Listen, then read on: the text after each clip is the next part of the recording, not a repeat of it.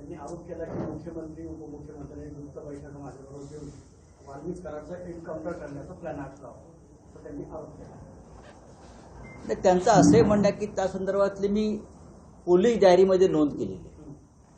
ते जे निलंबित अधिकारी आहेत त्यांचं असंही स्टेटमेंट आहे की हे जे तुम्ही सांगताय की मला एन्काउंटर करण्याच्या सूचना होत्या, म्हणजे फेक एन्काउंटर्स या महाराष्ट्रात अलीकडच्या काळात किंवा देशात घडलेल्या आहेत, त्याला पुष्टी देणारं हे विधान आहे. पण याची चौकशी होणं गरजेचं आहे.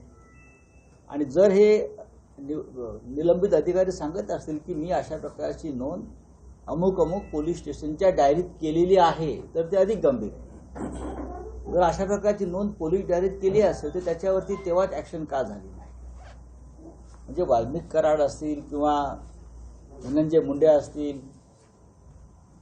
या सगळ्यांचे म्हणजे वाल्मिक कराडचं काम संपल्यावर त्याला मारायचं असं एक प्लान दिसत आहे मला. आणि ते कोण ह्याच्या मागे होते हे लोकांसमोर यायला पाहिजे. लाडक्या बहिणींचे जे 1500 रुपये ते बंद करून आता 500 रुपये देणार आहे. नमो शेतकरी निधी म्हणून जो एक नवीन कार्यक्रम आहे त्या अंतर्गत